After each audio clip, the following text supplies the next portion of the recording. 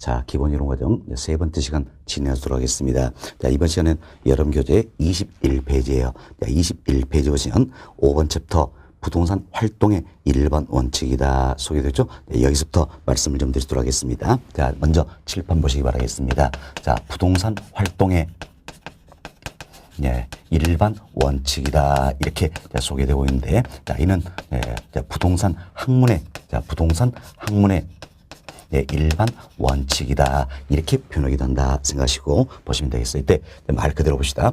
부동산 활동의 일반 원칙이라는 부동산 활동을 행함에 있어서 일반적으로 지켜야 될 원칙이다 이렇게 보시면 되겠죠. 또한 부동산학 관련된 이론을 개발할 때 일반적으로 지켜야 될 원칙이다 이렇게 보시면 되겠습니다. 크게 네 가지가 있어요. 먼저 능률성의 원칙, 두 번째 안전성의 원칙, 세 번째 경제성의 원칙, 네 번째 공정성의 원칙이 있다 생각하시고, 먼저 여러분들이 이분을 생각하세요.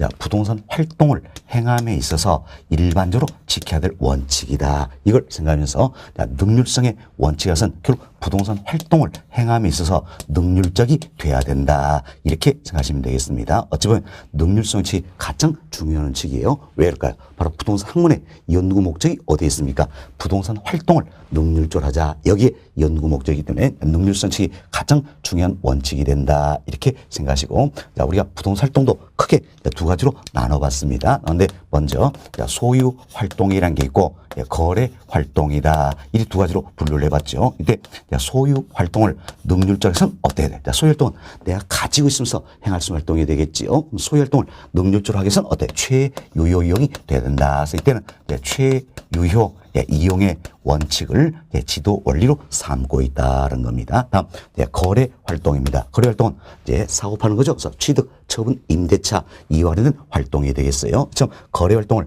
능률적으로 해서는 어때? 거래 질서가 확립이 돼 있어야 된다. 그래서 거래 질서 확립의 원칙을 지도 원리로 삼고 있다. 이처럼 소유 활동에 있어서는 최유효 이용의 원칙을, 거래 활동에 있어서는 거래 질서 확립의 원칙을 지도 원리로 삼고 있는 게 바로 뭡니까? 능률성의 원칙이다 이렇게 생각하시면 되겠습니다. 다음 안전성의 원칙이라는 게 있어요. 말 그대로 보세요. 안전성의 원칙에서는 부동산 활동을 행함에 있어서는 안전해야 된다 이런 내용이에요. 결국 거래사고가 없어야 된다 이렇게 생각하시면 되겠습니다. 다음 경제성의 원칙입니다. 자, 경제성의 원칙에서는 부동산 활동을 행함에 있어서는 경제 원칙에 입각해야 된다는 이야기예요.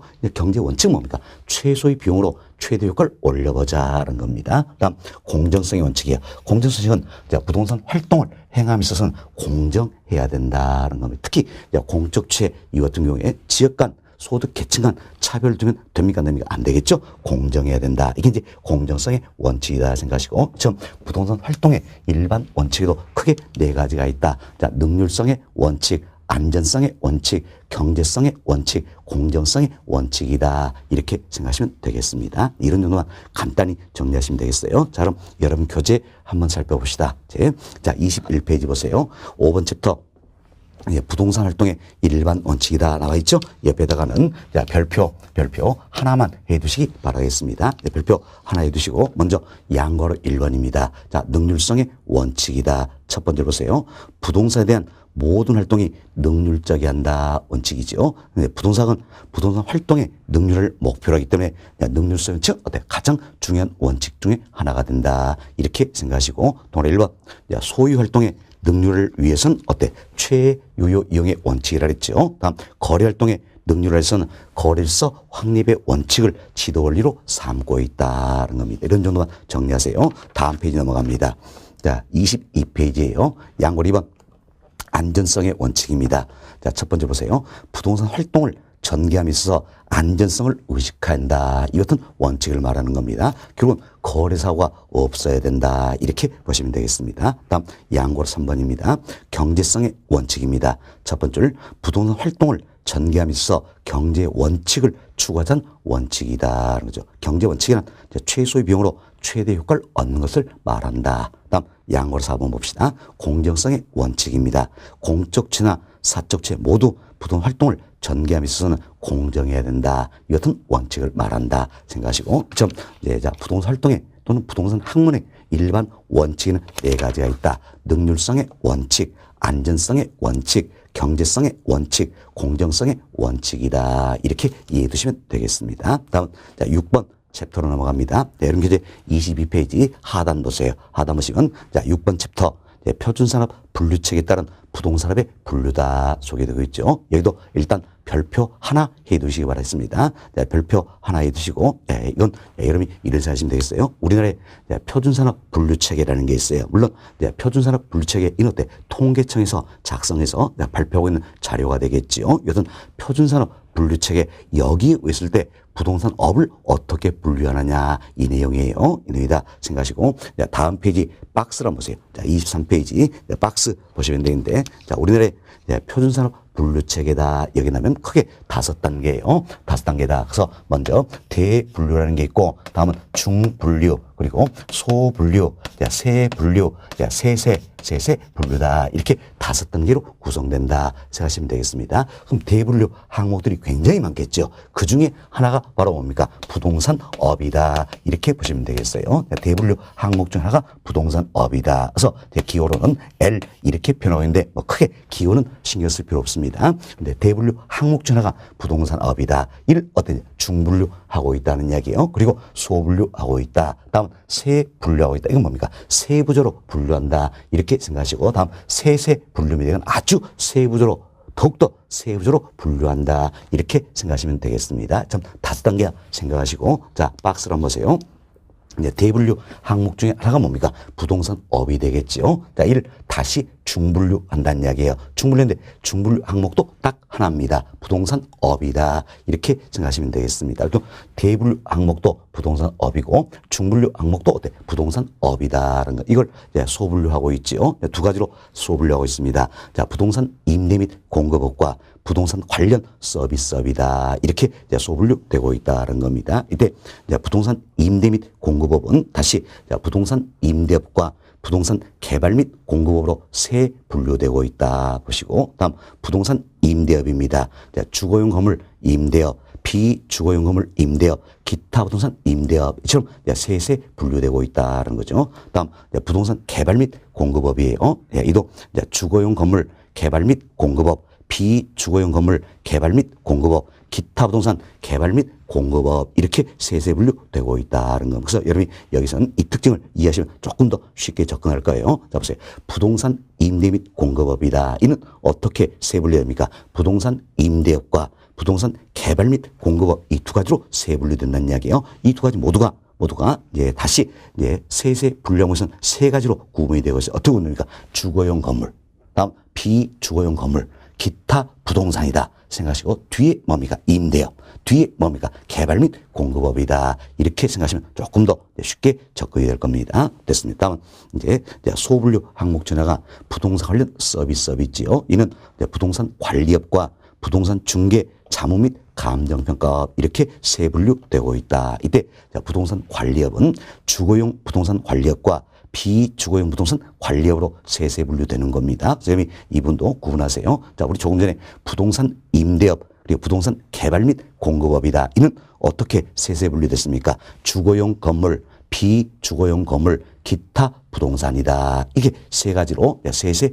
분류가 됐던 겁니다. 그러나 부동산 관리업은 어때? 주거용 부동산과 비주거용 부동산 지금 두 가지로 세세 분류되고 있다. 이렇게 비교를 좀 해놓으시면 되겠습니다. 다음 부동산 중개, 자문 및 감정평가업이 있죠. 이는 부동산 중개 및 대리업, 부동산 투자 자문업, 부동산 감정평가업 이처럼 세세 분류되고 있다. 이렇게 생각하시고, 우리 시험에 간혹 한 번씩 이런 문제가 나옵니다. 표준산업 분류책에 따른 부동산업에 해당되지 않는 것은 이런 문제가 나와요. 자, 그럼 우리가 한번 생각해 봅시다. 자, 부동산 투자업이다. 예, 이는 우리 지금까지 말씀드린 박스 내용이 들어있어요? 안 들어있어요? 안 들어있죠? 그래서 부동산 투자업, 이는 표준산업 분류책에 따른 부동산업에 해당되지 않는다는 이야기예요. 다음 부동산 금융업입니다. 자, 금융업 이 부분도 표준산업 분류책에 여기에 한다면 부동산업에 들어있어요? 안 들어있어요? 안 들어있다는 이야기예요. 그래서 부동산 투자업이나 부동산 금융업 이 같은 경우에는 표준산업 분류체계 여기에 있을 때는 부동산업에 해당되지 않는다. 이렇게 생각하시고 우리는 통계청에서 작성 발표하고 있는 표준산업 분류체계 여기에 의해서 부동산업을 분류를 해봤다. 이렇게 생각하시면 되겠습니다. 이런 정도 이해가 좀 되시면 되겠어요. 자, 이분도 사실 다 외울 수가 없는 겁니다. 외울 수 없기 때문에 여러분들 자꾸 보시면서 눈에 익혀두시면 되겠다. 이렇게 생각이 됩니다. 그래서 6번 챕터 표준산업 분류체계에 따른 부동산의 분류다. 여기서는 이 박스 내용만 여러분들이 이해를 좀 해보시면 되겠습니다. 자, 여기까지 말씀드리고 여러분 교재 25페이지로 넘어갑니다. 여러분 교재 25페이지 보시면 하단에 예제가 들어있죠. 네, 이게 이제 지난 26회 때 출제된 기출 문제인데, 자, 저희들이 그동안 배웠으니까 한번 풀어보도록 하겠습니다. 자, 문제 봅시다. 부동산학에 관한 설명으로 틀린 것은 1번 과학을 순수과학과 응용과학으로 구분할 때 부동산은 응용과학에 속한다. 자, 이분 우리 누차 강조했던 부분입니다. 자, 부동산 학문은 순수과학이 아니라 그랬죠. 복잡한 현실적인 사회 문제를 해결하기 위한 응용과학이다. 할 수 있겠죠. 따라서 지문에 응용과학에 속한다 했으니까 맞는 표현이다. 이렇게 보시면 되겠어요. 다음 보기 2번 부동산학의 연구 대상은 부동산 활동 및 부동산 현상을 포함한다. 이분도 우리 누차 얘기했죠. 자, 부동산 학문의 연구는 뭡니까? 토지나 건물 이 같은 부동산 그 자체가 아니라 그랬죠. 바로 부동산 활동과 부동산 현상이다 생각하시면 맞는 표현이 되겠죠. 다음 3번 봅시다. 자, 부동산학의 접근 방법 중 종합식 접근 방법은 부동산을 기술적, 경제적, 법률적 측면 등의 복합 개념을 이해하여 이를 종합해서 이론을 구축하는 방법이다. 맞죠? 그래서 우리나라의 주된 접근 방법이 바로 종합식 접근 방법이었어요. 그래서 종합식 접근 방법에서는 부동산과 직접적, 간접적 관련된 다양한 학문을 종합했다는 이야기예요. 또한 복합개념 사고학에서 다양한 측면을 종합했다는 겁니다. 그래서 체계화시키고 시스템화시켜서 부동산 활동을 능률적으로 할수록 대비하는 접근 방법이다. 이렇게 생각하시면 되겠죠. 3번도 맞는 표현이죠. 다음 4번 보세요. 부동산은 다양한 학문과 연계되어 있다. 이 점에서 종합 학문 성격을 지닌다. 사실 부동산 학문은 다양한 측면을 다룬다는 얘기는 다양한 학문으로부터 도움을 받는다서 종합과학이라고 그랬지요. 그래서 맞는 표현이 되겠습니다. 다음 5번 보세요. 부동산학의 일반 원칙으로서 나와 있죠. 바로 오늘 설명드린 내용이네요. 자, 부동산 학의 일반 원칙이다. 이게 결국 뭡니까? 부동산 활동의 일반 원칙이다. 이렇게 생각하시면 되겠습니다. 안전성 원칙은 소유 활동에 있어 최유효 이용을 지도 원리로 삼고 있다. 자, 이처럼 보세요. 소유 활동에 있어서는 최유효 이용의 원칙을 지도 원리로 삼고 있다. 자, 이는 안전성의 원칙입니까? 능률성의 원칙입니까? 그렇죠. 능률성의 원칙이다. 이렇게 보셔야 되겠죠. 따라서 5번이 잘못되어 있네요. 5번 다시 보세요. 부동산의 일반 원칙으로서 안전성의 원칙은 여기가 잘못되는 겁니다. 자, 안전성의 원칙을 뭘로 바꾸면 되겠어요? 능률성의 원칙이다. 이렇게 바꾸시면 되겠습니다. 자, 틀린 문장 찾기니까 답은 몇 번입니까? 5번이다. 이렇게 보시면 되겠습니다. 자, 이렇게 해서 저희들이 이제 4절 부동산 활동이다. 이분도 다 맞춰드렸습니다. 그리고 여러분 교재 26페이지를 보세요. 자, 26페이지 보시면 이제 마무리 키워드 정리다 소개되고 있죠. 그래서 여러분들이 이분은 편한 마음으로 한번 읽어보세요. 읽어보시면서 그동안 학습 내용을 한 번 더 연상하시면서 정리하는 과정이다. 이렇게 생각하시면 되겠습니다. 그래서 마무리 키워드 정리다. 이분을 여러분들이 한번 읽어보시고 그리고 여러분들은 교재 2페이지로 다시 돌아갑니다. 교재 2페이지로 돌아갑니다. 2페이지 한번 봐보세요. 자, 2페이지 보시면 찾으셨나요?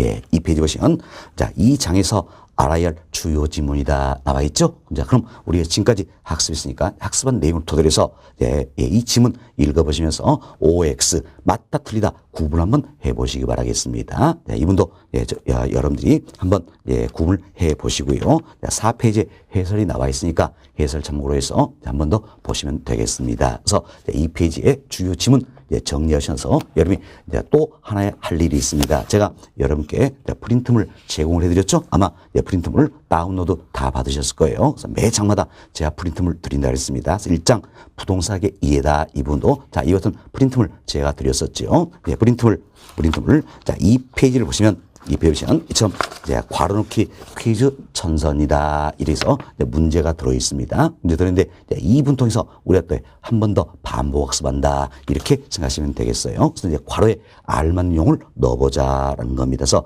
제가 이제 괄호에 네모를 쳐드렸어요. 네모 하나에 한 글자씩이다 생각하시고 네모가 5개입니다. 그럼 5글자 넣어보시면 되겠죠? 네모가 2개입니다. 그럼 2글자 넣어보시면 되겠다는 겁니다. 그래서 여러분들이 이것은 괄호넣기 퀴즈 천성이다. 이 자료를 활용해서 또 복습을 한다, 반복습니다. 이렇게 생각하시면 되겠습니다. 그래서 그동안 공부했던 내용들이 있으니까 여러분들이 직접 풀어보시면 되겠는데 아마 안 풀릴 수가 있어요. 안 풀리면 교재 기본서 찾아가시면서 또 답을 채워보는 또 하나의 방법이 된다. 그렇지만 이렇게 되면 시간이 많이 걸린다 그랬습니다. 내가 시간이 좀 부족하다 생각할 때는 항상 맨 뒷페이지에 답을 넣어드린다 그랬습니다. 그래서 이 부분도 3페이지에 제가 이처럼 정답 넣어드렸죠? 그럼 이 정답을 옮겨 적으세요. 옮겨 적고, 자, 괄호 여기 있는 분이 포인트다 생각하시면서 지문을 자꾸 읽어보는 게, 눈에 익히는 게 공부다. 이렇게 생각하시고 꼭 좀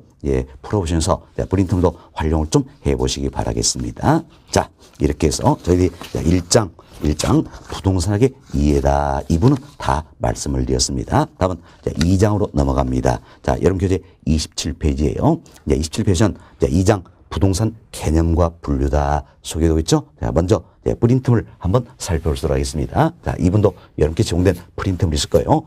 자, 다운로드 받으셨죠? 프린트물 한번 살펴보도록 하겠습니다. 자, 프린트물 보시면 먼저 1페이지에 자, 1번 출제 경향이다 소개되어 있어서 2장 부동산 개념과 분류다. 이 파트에서는 최근 10년 동안 몇 문제가 출제됐는가 이걸 보여준 표라고 했습니다. 그러나 최근 10년 중에서도 더 중요한 건 최근 5개년이다 생각하시고 25회부터 29회까지가 최근 5개년이 되겠죠. 가장 적게 나왔던 게 어때? 딱 한 문제 나왔던 적이 있죠. 한 번밖에 없어요. 대체로 2문제씩은 나온다는 이야기예요. 많게는 3문제도 출제한 적이 있다. 이렇게 생각하시고 자, 2장 부동산 개념과 분류다. 이것은 자, 최근 또한 적게는 한 문제에서 많게는 3문제 이렇게 출제된 영역이다 보시면 되겠습니다. 지난 시험 몇 문제였습니까? 2문제 출제되었죠. 그리고 여러분이 보실 이번 30회 시험에서도 2문제는 꼭 출제되리라 예상되는 영역이다. 이렇게 생각하시면 되겠어요. 비록 2문제는 출제될 것이다. 이렇게 예상되지만 우리 학습해야 될 내용은 굉장히 많은 파트예요. 그래서 많은 시간 이렇게 할애해서 설명을 좀 드릴 수 있도록 하겠습니다. 자, 그리고 이제 자, 프린트물 1페이지 2번을 보세요. 2번 보시면 출제 빈도다 소개됐죠? 이건 제가 각 챕터마다 자, 출제 빈도에서 상중하 여기에 동그라미를 그려드렸습니다. 자, 상은 어때? 최근 5개년 동안 3번 이상 출제된 게 상이에요. 중은 최근 5년 동안 한 번에서 2번 정도 출제된 챕터가 되겠어요. 그리고 하는 아직 최근 5년 동안 출제되지 않았어요. 그렇지만 출제될 수도 있는 영역들이다. 이렇게 생각하시면 되겠습니다. 자, 그럼 이제 프린트를 한번 보시면 자,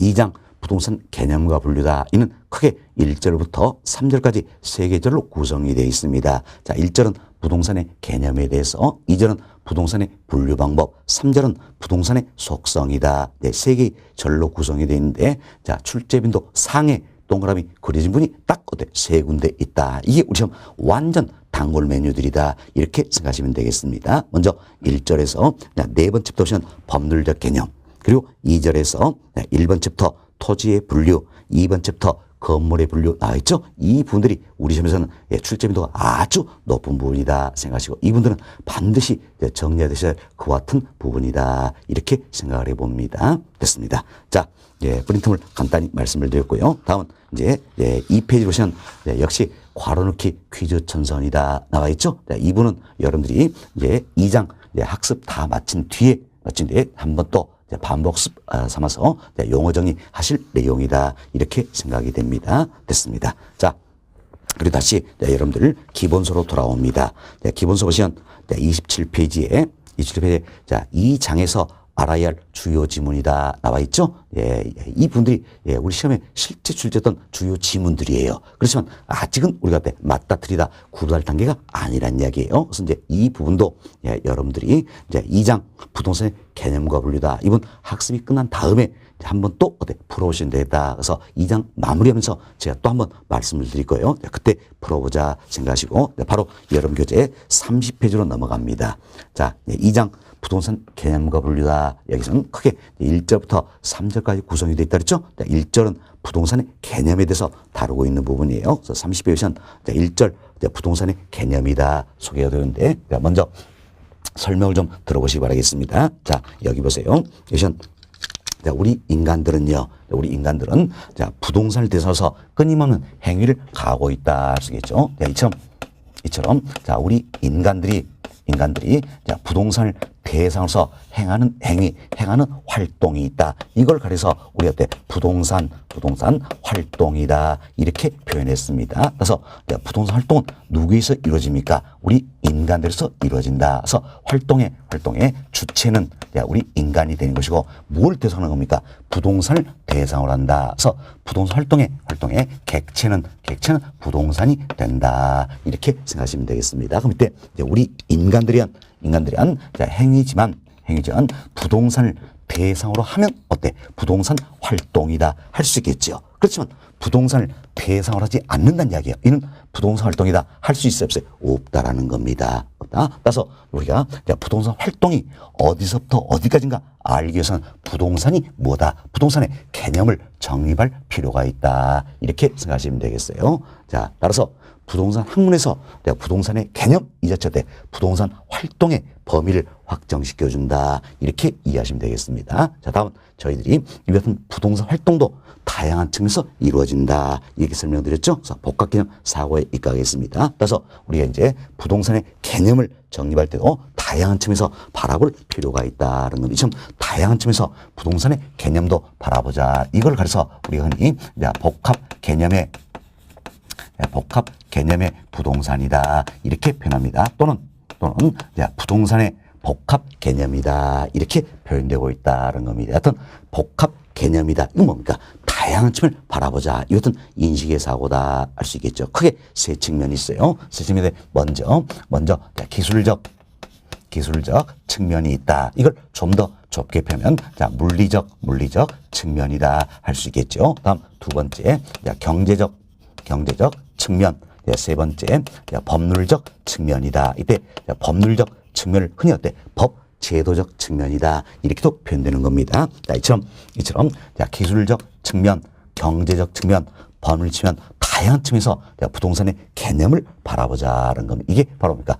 복합 개념의 부동산이다. 또는 부동산의 복합 개념이다. 이렇게 생각하시면 되겠습니다. 자, 이때 우리 배웠습니다. 기술적 측면이다. 이는 뭡니까? 유형적 측면이 되겠죠. 그래서 이제 유형적 측면의 부동산을 이해하는 데 도움을 주는 부분이고, 다음 경제적 측면과 법률 측면 뭡니까? 형태가 없죠. 무형적 측면이다. 그래서 이는 무형적 측면의 부동산을 이해하는 데 도움을 주는 부분이다. 이렇게 생각하시면 되겠습니다. 자, 그럼 우리는 복합개념 사고의 입각에서 기술적 측면에서 경제적 측면에서 법률 측면에서 부동산의 개념을 살펴보자라는 겁니다. 자, 그럼 먼저 이제 여기서 합시다. 부동산이다 하면 떠오르는 게 있습니다. 뭐가 떠오릅니까? 바로 토지 또 건물, 이 같은 게 떠오른다는 이야기. 그럼 토지와 건물 중에 대표되는 부동산은 뭡니까? 바로 토지예요. 사실 건물은 내용연수가 있는 겁니다. 자, 예를 들어서 아파트다. 이 같은 경우에는 50년, 60년 이 같은 내용연수가 있잖아요. 그래서 아파트는 50, 60년 내용연수가 다 되면 헐리고 다시 토지로 돌아간다는 겁니다. 그래서 대표되는 부동산은 토지다 생각하시고, 이처럼 부동산이다.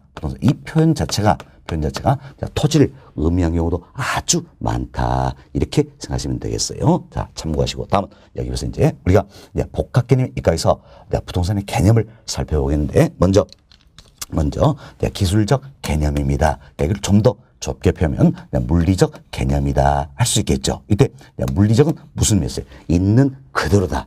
있는 그대로. 이런 의미예요. 그럼 우리가 이제 토지를 대표되는 부산 토지를 했죠? 토지를 있는 그대로 보자는 이야기예요. 그럼 토지를 있는 그대로 바라보면 토지는 인간의 창조물입니까? 자연물입니까? 그렇죠. 자연물이다. 쓰이죠. 태초에 자연이 우리에게 제공해 준 것이다. 그래서 있는 그대로 바라본다면 토지 즉 부동산 어때? 자연물, 자연이다. 이렇게 표현할 수가 있다. 생각하시면 되겠습니다. 됐습니다. 다음 이제 토지를 있는 그대로 바라보자는 이야기예요. 바라보면 자 토지는 이처럼 예, 공간으로 구성된 알 수 있겠는데, 자, 이 부분을 우리가 뭐라고 했습니까? 지표면이다. 이래 했죠? 네, 지표면, 이걸 가리켜서 우리 흔히 지표면이다. 수평째에서 수평 공간이다. 이렇게 표현하는 겁니다. 다음, 지표 윗부분이 있죠. 지표 윗부분을 뭐라 했습니까? 공중. 그래서 이 공간을 가리켜서 우리가 공중 공간이다. 이렇게 표현했었고, 다음, 지표 아랫부분이 있죠. 지표 아랫부분은 뭐라 합니까? 지하 관련된 공간이 있다는 이야기요. 이를 어때? 우리가 지하 공간이다. 이렇게 표현했습니다. 이처럼 토지, 즉 부동산을 있는 그대로 바라보니까 공간으로 구성이 되어 있다. 알 수 있겠죠? 이때 여기 있는 공중 공간, 지하 공간, 수평관, 이 세 가지를 모두 모아가지고 흔히 어떻게 표현합니까? 3차원의 입체 공간이다. 이렇게 표현하는 겁니다. 결국 토지, 즉 부동산은 어때? 3차원의 입체 공간으로 구성되어 있다. 할 수 있겠죠. 그래서 있는 그대로 자 부동산을 바라보니까 어때? 공간이다. 이렇게 표현할 수가 있겠습니다. 공간. 다음은 우리도 이 토지를 있는 그대로 봅시다. 있는 그대로 보면 이 토지는 움직일 수 있어요? 없어요? 없죠? 있는 그대로 바라보면 이 토지는 움직일 수 없다. 자 보세요. 있는 그대로 우리 생각합시다. 여긴 땅을 떼다가 이렇게 이동시킬 수 있는 아니잖아요. 움직일 수가 없다라는 이야기예요. 따라서 특정한 토지는 어때? 특정한 위치를 지니게 된다라는 겁니다.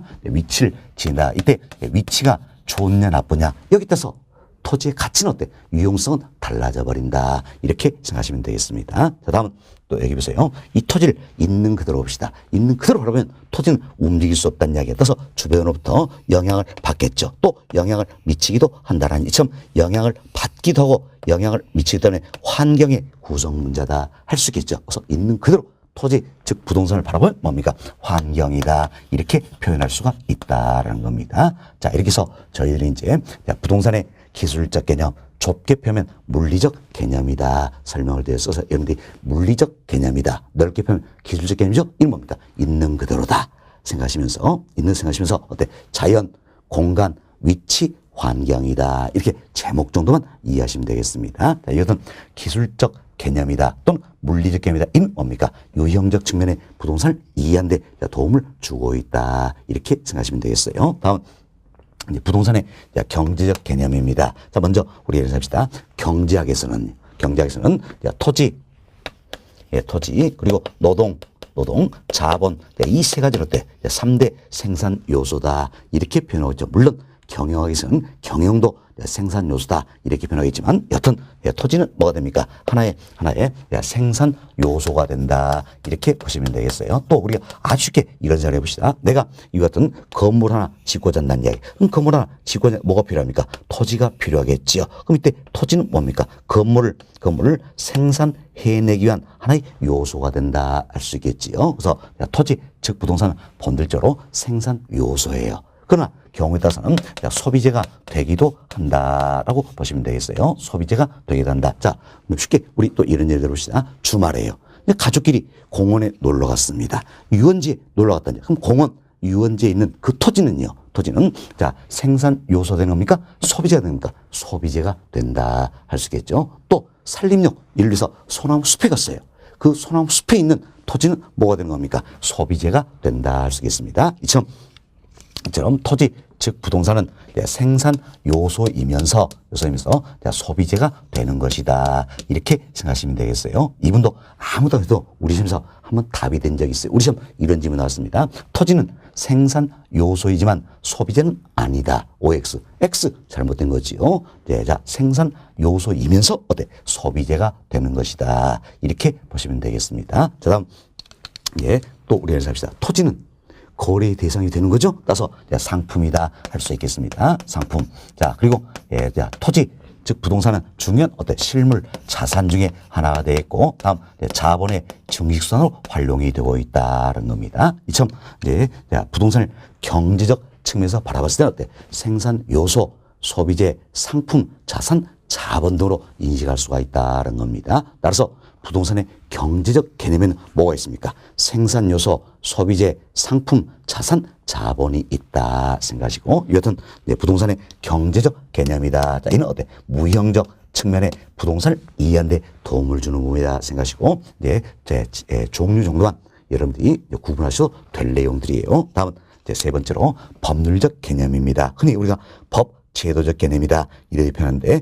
법률적 개념은 법에 어떻게 나와 있냐 이 문제예요. 법에 어떻게 나와 있냐. 그래서 법률적 개념은 협의의 부동산이라는 게 있고, 다음은 광의의 부동산이다라는 게 있습니다. 자, 이때 협의는 뭡니까? 좁은 의미다 할 수 있겠죠. 광의는 뭡니까? 넓은 의미다 이렇게 생각하시면 되겠어요. 그래서 법률적 개념의 부동산 뭐가 있습니까? 협의의 부동산, 광의의 부동산 등이 있다 생각하시고, 이 부분도 역시 무형적 측면의 부동산을 이해하는 데 도움을 주고 있다 이렇게 생각하시면 되겠어요. 자, 이처럼 우리들은 이제 기술적 개념, 경제적 개념, 법률적 개념이다. 그래서 복합 개념 사고이과에서 부동산의 다양한 개념들에서 살펴드렸습니다. 이때 기술적 개념 좁게 표현하면 물리적 개념이죠. 그리고 경제적 개념, 이 두 가지는 어때? 종류만 잘 구분하시면 되는 겁니다. 쉽게 이 생각하세요. 자, 기술적 개념 좁게 표현 물리적 개념이죠. 이 뭡니까? 있는 그대로다.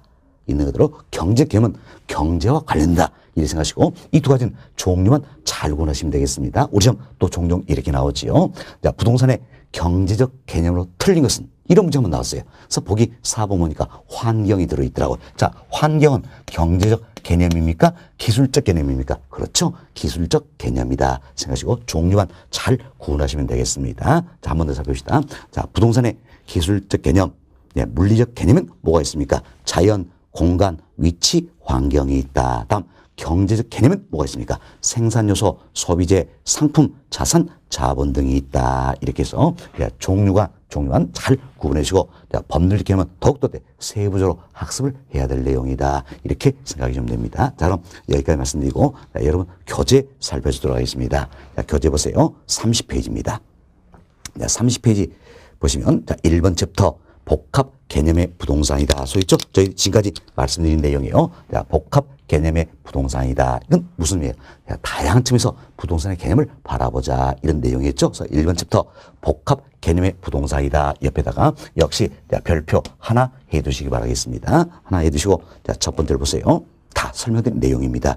자, 부동산 활동은 부동산을 대상으로 한 활동이므로 부동산의 개념을 어떻게 규정하에 따라 부동산 활동의 범위가 확정도 할 수 있다. 따라서 부동산학에서 부동산의 개념은 어때? 부동산 활동의 범위를 확정시켜준다. 이렇게 참고해 주시고, 다음은 그 아랫줄 끝부분 보세요.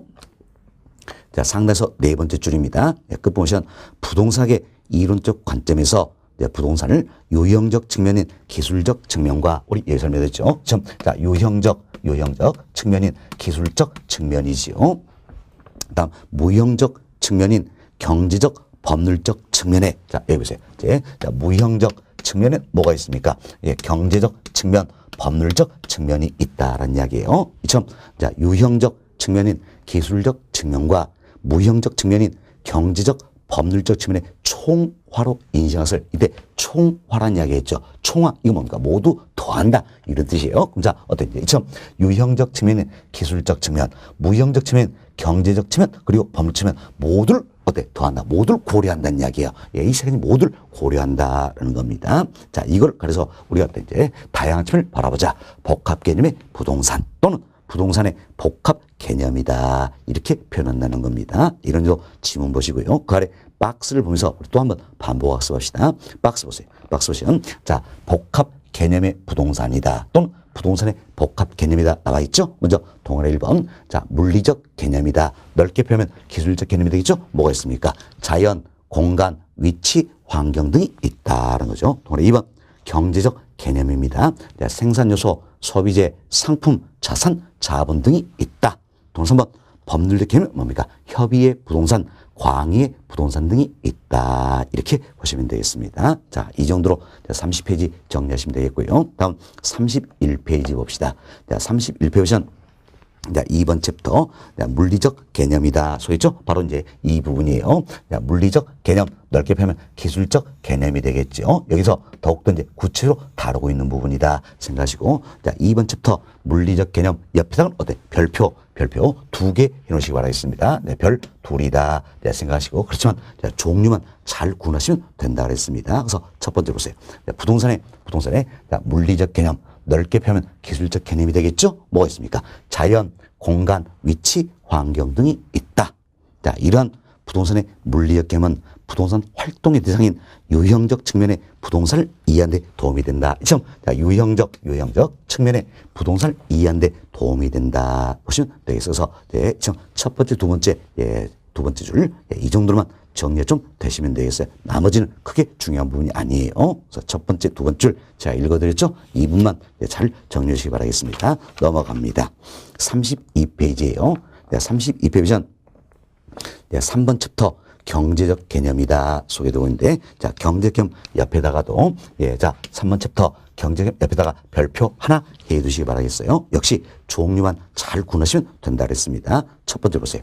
부동산의 경제적 개념은 뭐가 있습니까? 생산 요소, 소비재, 상품, 자산, 자본 등이 있다. 이렇게 종류만 잘 구분하시고, 자, 그 다음 쯤 봅시다. 부동산의 경제적 개념은 현대사회의 부동산 활동에서 더욱 중요시되고 있다. 그래서 부동산에서 선진화되면 선진할수록 어때? 경제적 개념을 굉장히 중시하는 경향이 있다. 뭐 이런 점도 간단히 보시면 되겠습니다. 됐습니다. 자, 그리고 하단에 나와 있는 내용은 크게 중요성은 없습니다. 역시 종류만 잘 구분하자 그랬지요. 자, 다음 우측 페이지로 넘어갑니다. 33페이지예요. 자, 33페이지는 네 번째 챕터 법률적 개념이다 또는 법 제도적 개념이다 소개되고 있죠. 자, 이분은 우리가 이제 법에 어떻게 나오냐 이 문제를 했어요. 그래서 좀 더 구체적으로 학습이 돼야 된다 생각하시고, 일단 이제 4번 챕터 자, 법률 개념 옆에다가는 별표 3개 해두시기 바라겠어요. 자, 별표 3개 해두시고, 자, 설명을 좀 먼저 들어보시기 바라겠습니다. 자, 여기 보세요.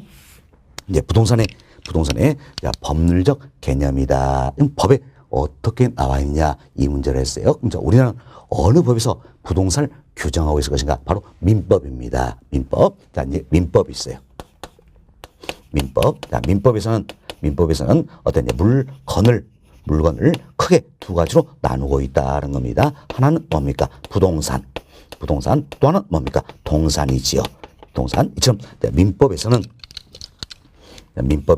물건을 크게 두 가지로 분류하고 있다. 하나는 부동산, 또 하나는 동산이다 생각하시고, 자, 민법 제99조 1항입니다. 자, 민법 제99조 1항 여기에 나면 토지 및 그 정착물은 부동산이다. 이렇게 규정하고 있는 겁니다. 다음 99조 2항이에요. 2항 보시면 부동산. 자, 이외의 물건은 동산이다. 이렇게 규정하고 있는 겁니다. 어느 법에서? 민법이란 이야기. 그럼 민법만 따지는 이야기예요. 이처럼 우리가 민법만 따진다면 어때? 토지 및 그 정착물이다. 여기에 해당되면 뭐가 되는 겁니까? 부동산이 되겠지요. 반면 토지 및 그 정착물 여기에 해당되지 않는다는 이야기예요. 여기에 해당되지 않으면 어때? 민법이면 뭐가 되는 겁니까? 동산이 된다. 이렇게 생각하시면 되겠어요. 그래서 민법에서는 부동산을 뭐로 정의하고 있죠? 토지 및 그 정착물이다. 이렇게 생각하시면 되겠어요. 그럼 자, 여기 보세요. 이제 토지 및 자, 그 정착물을 부동산이다. 이렇게 정의하고 있다는 얘기. 어느 법에서?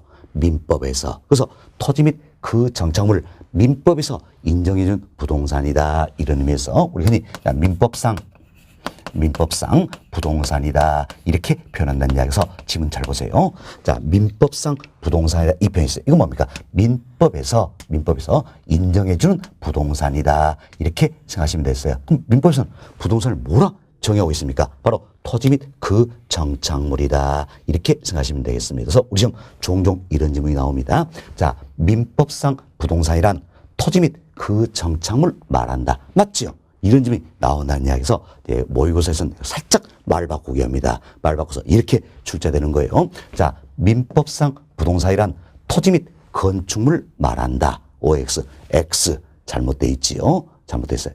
여러분이 지금은 어때? 구별이 되십니다. 그러나 실제로 모의고사 보시면, 모의고사 보시면 대부분 또 틀릴 수밖에 없는 지문이에요. 왜 그럴까요? 자, 건축물이다.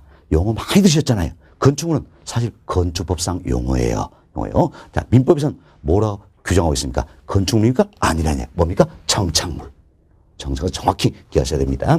자, 민법에서 자, 부동산 어때? 토지 및 그 정착물이다. 이렇게 규정하고 있어서 민법상 부동산 뭐가 됩니까? 토지 및 그 정착물이다. 이렇게 생각하시면 되겠습니다. 됐습니다. 자, 그럼 우리가 이제 자, 민법상 부동산인 자, 토지 및 그 정착물 여기에 대해서 조금 더 구체로 말씀을 좀 드리도록 하겠습니다. 자, 먼저 토지입니다. 토지. 자, 여러분들이 토지가 뭐라는 건 잘 알고 계실 거예요. 저희 다 그렇지만 토지는 이제 법률적 측면에서 소유권의 대상이 되고 있다라고 보시면 되겠죠. 그래서 우리가 이제 토지의 소유권에 대해서 이해가 좀 되시면 되겠습니다. 자, 이 부분은 우리가 자, 이런 생각을 해봅시다. 자, 여기에 이렇게 지구가 있으면 여기에 지구가 있다는 겁니다. 근데 여기에 이제 내가 이만큼의 땅을 가지고 있어요. 물론 지구 내에서 이만큼 땅 가지고 있으면 저역이 안 나올 겁니다. 여러분 아마 공부하지 않으실 거예요. 여튼 좋습니다. 이만큼 땅을 가지고 있다. 이렇게 생각하셨냐. 그럼 이 토지의 소유권의 효력이 어떻게 인정될 것인가 이걸 살펴보자라는 겁니다. 자, 여기 지구 중심이 있겠죠. 지구 중심을 추구해서 그래서 자, 이처럼 토지 소유권은 지표뿐만이 아니라 위로도 아래로도 효력이 인정이 된다. 이렇게 보시면 되겠어서 토지 소유권 효력이라는 것은 지표뿐만이 아니라 위로도 아래로도 인정이 된다. 이렇게 생각하시면 되겠습니다. 자, 그렇지만 우리나라 경우는 한없이 위아래로 인정이냐 그게 아니에요. 자, 우리나라 경우에는 민법 212조에서 토지 소유권을 규정하고 있다는 겁니다. 민법 212조 여기 나면 토지 소유권은 정당한 이익 있는 범위 내에서 토지의 상하에 미친다. 이렇게 규정을 하고 있다는 이야기예요.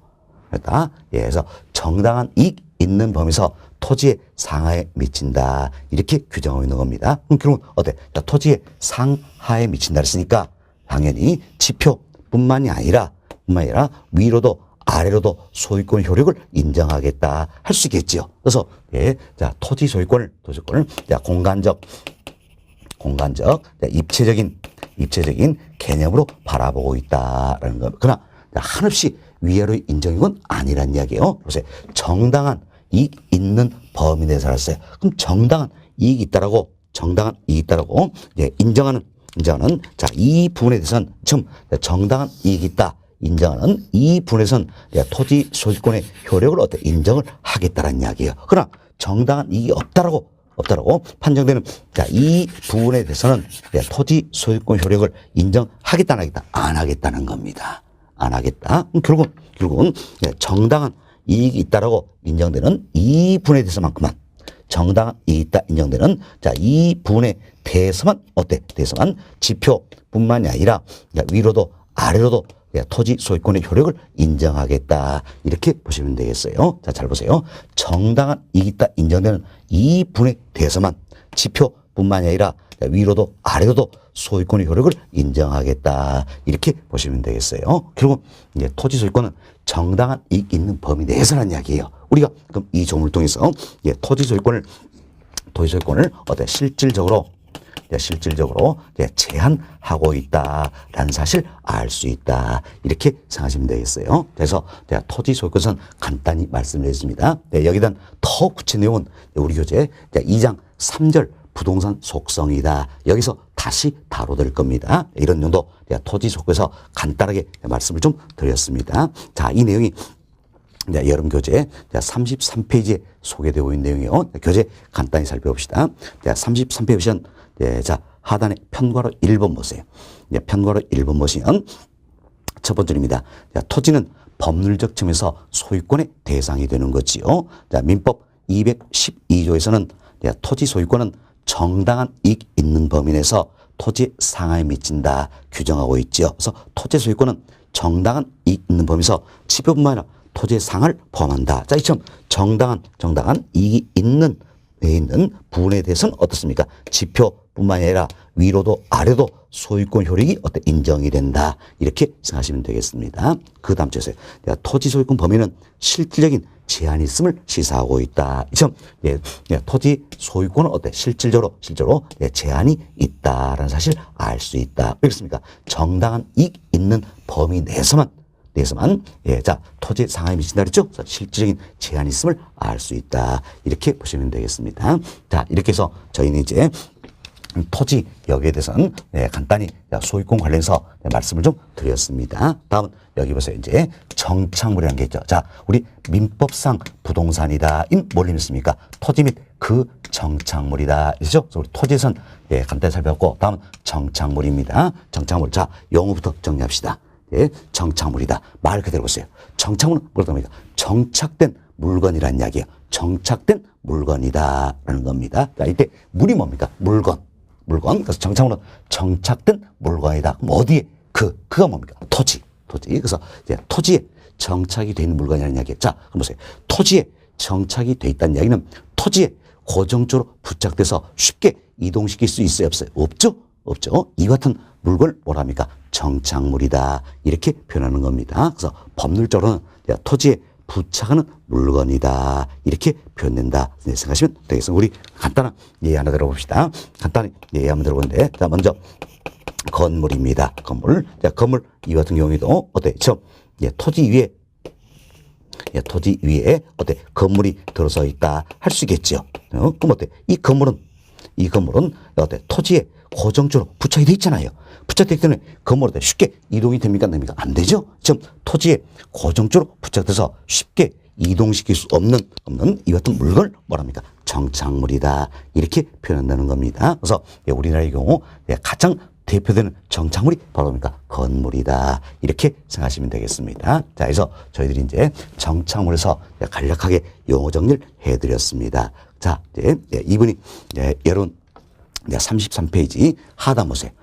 편고라 2번 정착물의 의의다. 여기에 나와 있는 내용이에요. 그래서 첫 번째로 보시면 토지에 고정적으로 부착되어 용이하게 즉 쉽게 이동될 수 없는 물을 뭐랍니까? 정착물이라 한다. 그리고 그 아래줄 보세요. 법률적 측면에서는 토지에 부착하는 물건으로 정의된다. 알 수 있겠습니다. 이 정도 이해하시고 다음 동그라미 1번부터는 이 같은 정착물에 대한 학자들의 다양한 견해를 여러분께 소개해드렸습니다. 이분도 간략하게 이해될 수 있어야 되는 겁니다. 그래서 다 외울 수는 없어요. 그래서 교수님께서는 교수님 성함 중요한 거 하나도 없습니다. 신경 쓰지 마세요. 교수님께서는 이런 걸 정착물이라 하셨다. 이렇게 이제 이해를 좀 해보시면 되겠습니다. 먼저 동그라미 1번 내용이 되겠는데 조전 교수님의 견해입니다. 조전 교수님께서는 주택이나 상가, 울타리 이 같은 예를 들면서 설명을 하고 계신다는 겁니다. 그래서 교수님 이렇게 말씀하셨어요. 이제 토지에 부가가치를 더한 영구적인 토지 계량물이 있다는 이야기예요. 계량물. 이를 가리켜서 정착물이다. 이렇게 표현했다라고 쉽게 우리가 이걸 이렇게 정리를 해봅시다. 자, 여기 보세요. 토지에 부가가치를 더했다는 이야기는 결국 토지에 노동과 자본을 투입시켰다는 이야기예요. 그럼 토지에 노동과 자본을 투입시키니까 뭔가 물건이 나오더라는 이야기예요. 물건이 나오는데 이 물건인데 영구적이다. 그 영구적인 뭡니까? 오래 쓸 수 있다. 이렇게 생각하셔야 됩니다. 오래 쓸 수 있다. 그리고 토지 계량을 했죠. 토지의 가치를 높여준 물건이다. 생각하시면 돼요. 그래서 토지에 노동과 자본을 투입시켰더니 뭔가 물건이 나오는데 이 물건은 오래 쓸 수 있으며 토지의 가치를 높여주는 것들이다. 이렇게 해서 교수께서는 정착물이다. 이렇게 표현하고 있다는 겁니다. 자, 그럼 우리가 예를 한번 들어봅시다. 자, 여기 보세요. 이제 우리 이런 예를 들으시면 되겠죠. 자, 이 토지에 노동과 자본을 투입시켜서 이것은 주택이 하나 들어서더라는 이야기예요. 주택이 하나 서더라. 그럼 잡으세요. 토지에 노동과 자본을 투입시켜서 주택이 들어서는 거지요. 그럼 토지에 부가가치를 더해 달 수 있겠지요. 그럼 주택이라는 물건이 나왔어요. 이 주택은 오랫동안 쓸 수 있죠. 또한 주택이 들어서면 주택이 들어서기 전보다 이 토지 가치는 높아질 수 있다는 이야기예요. 토지의 계량을 할 수 있겠죠.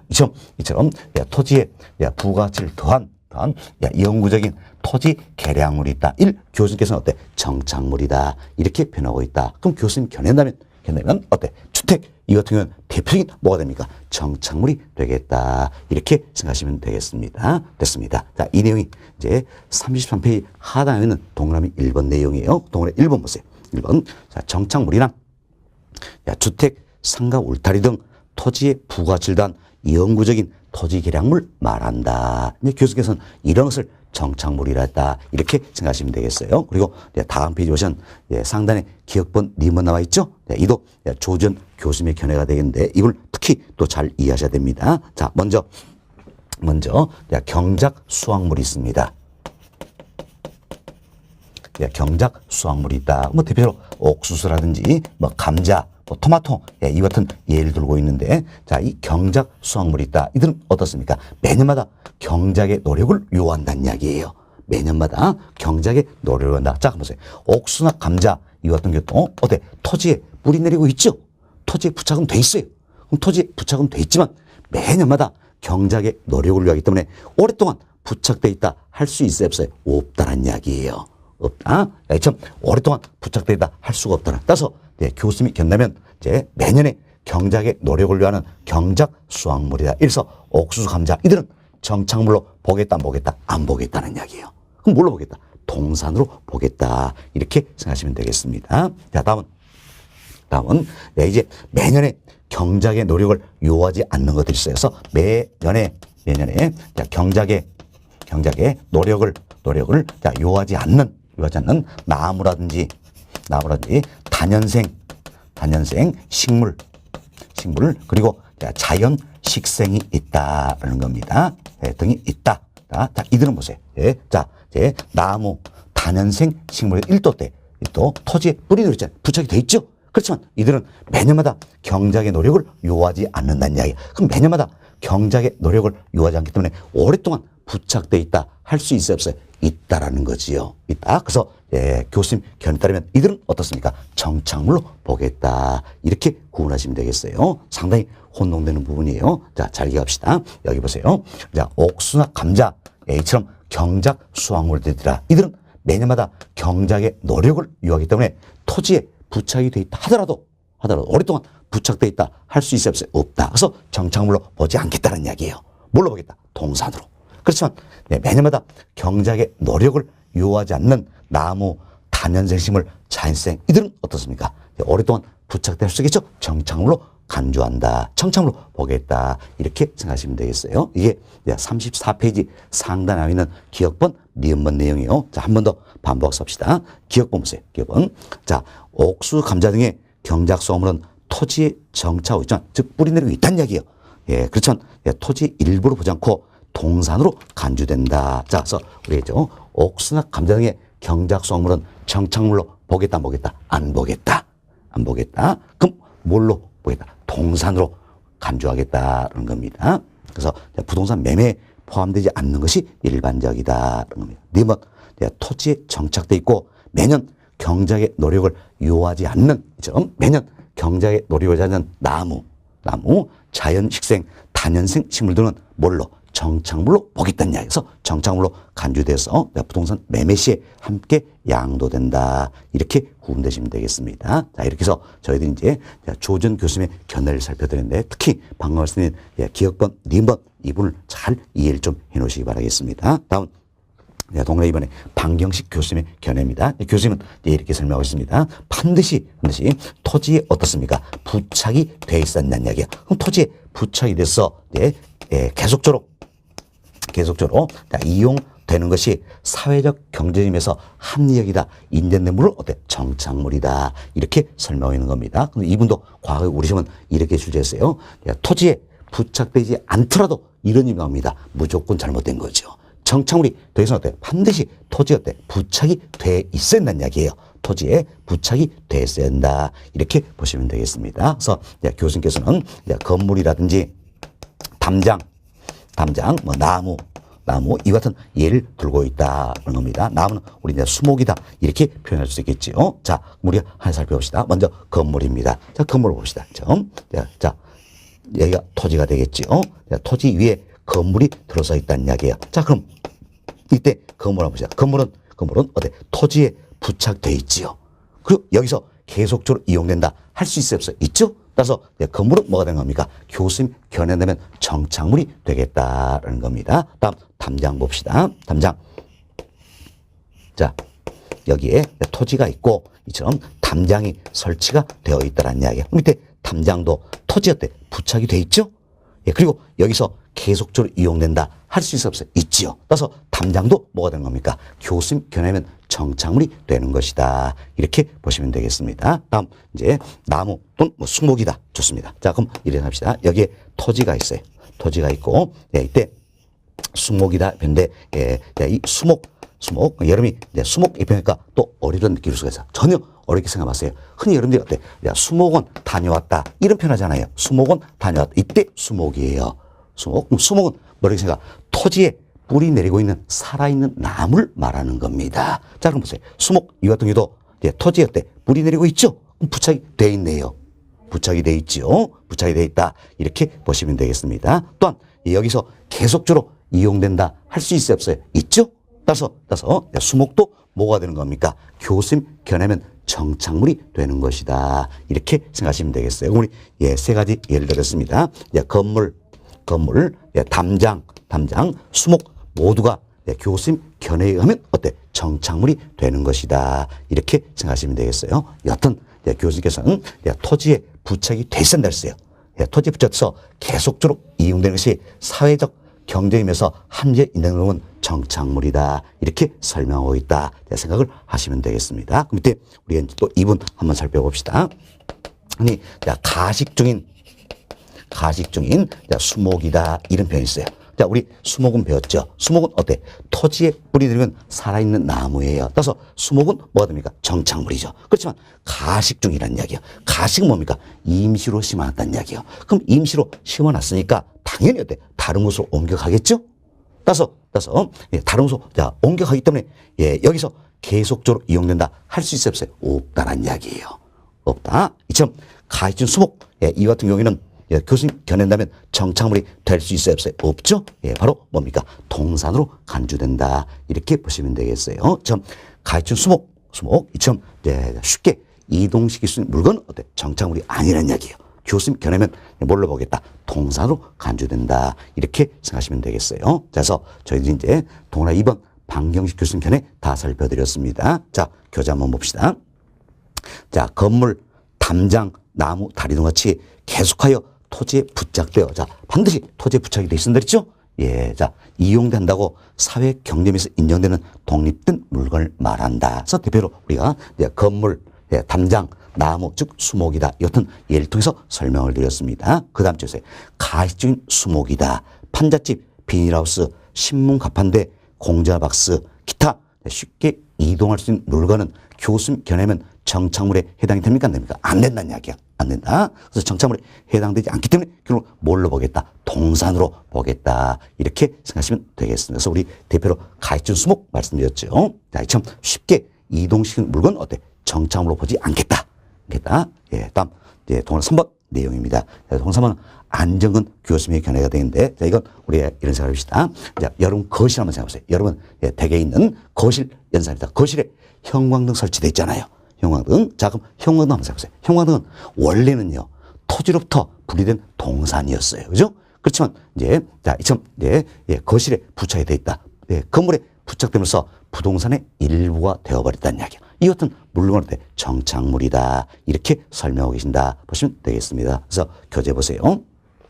정착물이란 거실에 부착된 형광등처럼 원래는 토지로부터 분리된 동산이었으나 토지와 건물에 항구적 설치되거나 부착됨에 따라 부동산의 일부가 된 물건을 말한다. 이렇게 해서 정착물에 대한 용어 정리를 하시면 되겠습니다. 그래서 저희들이 이제 정착물에서는 의의를 말씀을 드렸지요. 그리고 학자들의 다양한 견해를 설명을 해서 다 외울 수는 없다 그랬어요. 교수님께서는 이 같은 걸 정착물이라 한다. 이렇게 해서 이해를 조금 해놓으시면 되겠다라는 겁니다. 그래서 우리가 오늘 정착물에서는 먼저 의의, 그리고 학자들의 견해 여기까지는 설명을 드렸습니다. 다음 정착물의 종류 이 부분부터는 저희 다음 시간에 계속해서 설명을 좀 드리도록 하겠습니다.